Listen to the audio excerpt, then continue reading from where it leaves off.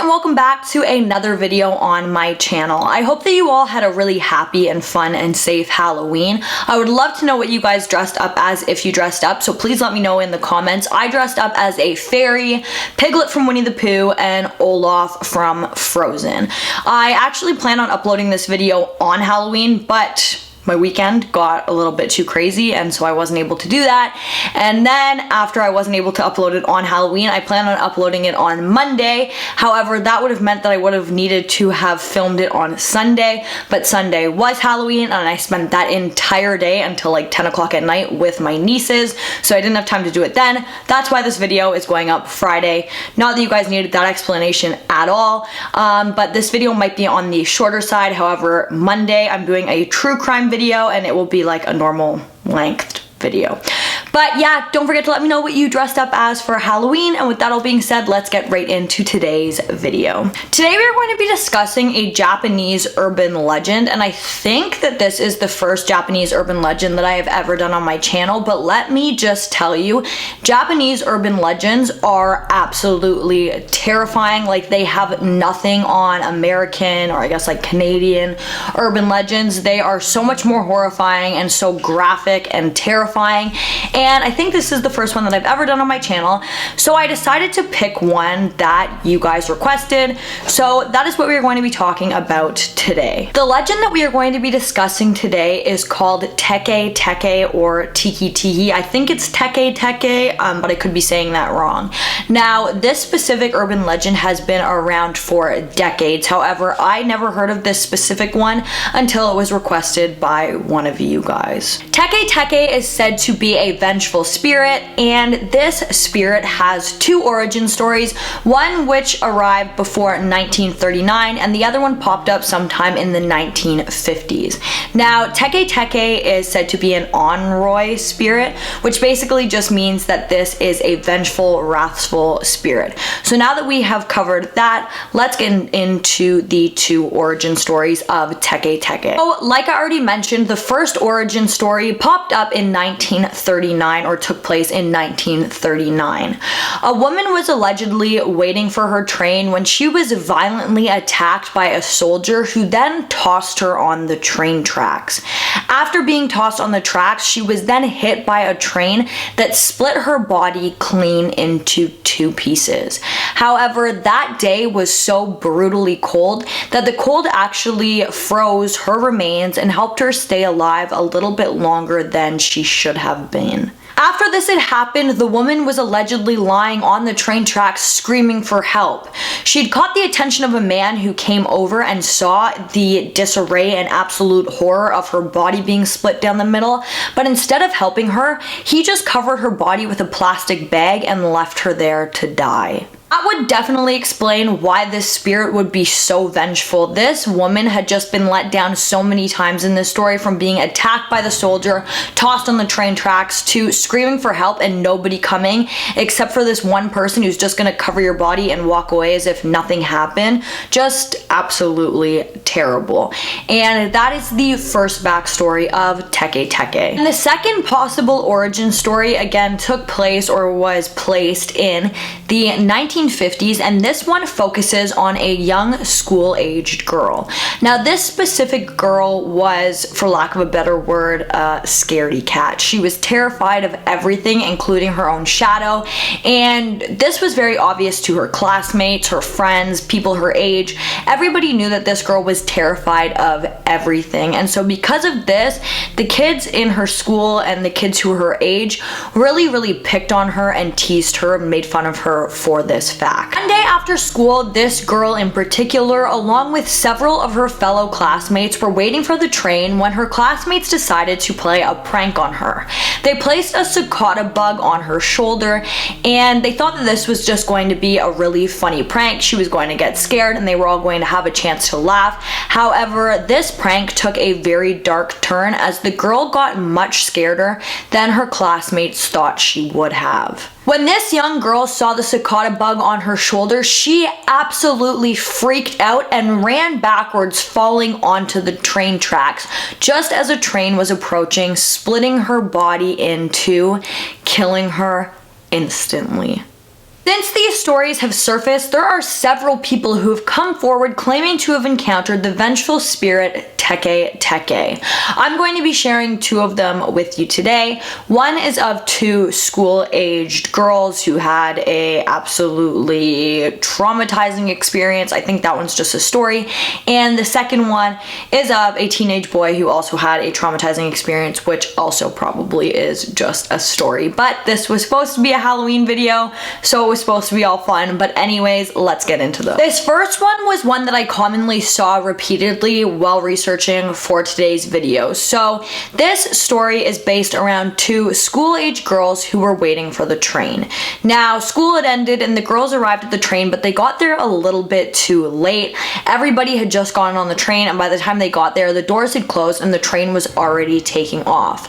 Because of this, they were going to have to get onto the later train, not the train that they normally took, and there was pretty much no people on the tracks now because the rush had already come and gone. Now, normally this would be no problem. However, one of the young girls turned to her friend that she was with and told her that she was terrified to be there at this time. She said that her neighbor had told her that one night while taking the late night train, he had seen a vengeful spirit. This same young girl was telling her friend that an enroy, again, is a vengeful spirit that lurks in the area where they passed away and is known to attack people in the same way that this spirit was killed. The girls had about 10 minutes left until the next train would be coming, and they were both really freaked out now, so they kind of just stood there trying to comfort one another. That is when they started to hear this really strange scraping noise. They looked to the end of the tunnel, and that is when they saw a woman with long black hair dragging some sort of like metal axe type deal behind her. The girls talked back and forth trying to convince themselves that they weren't actually seeing this and that their minds were playing tricks on them. However, all of a sudden the lights started to flicker and this creature or thing that was crawling up the tunnel was illuminated, and they could now see that this was a school-age girl crawling through the tunnel with this metal axe-like thing dragging behind her.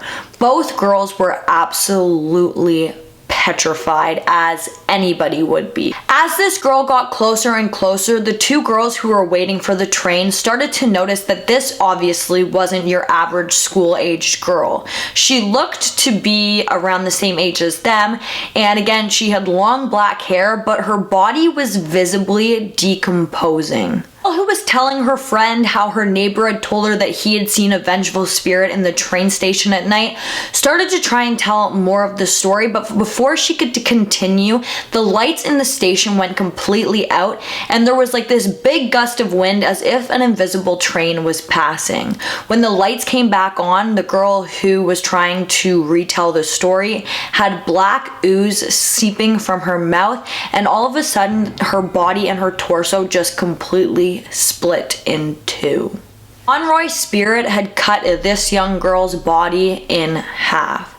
And then she went on to tell the other girl her story, saying that she was the vengeful spirit known as Teke.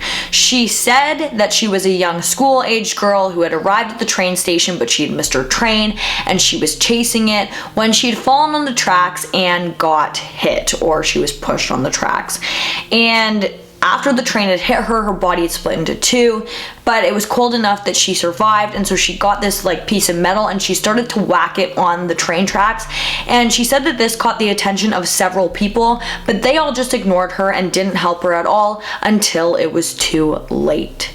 After telling the girl this story, she then told the girl that she needed to retell the legend of Teke, or she would come back and she would get this young girl and do the exact same thing to her that she had just done to her friend, splitting her body completely in two. The next story is about a teenage boy named Satoshi who had an alleged encounter with Teke.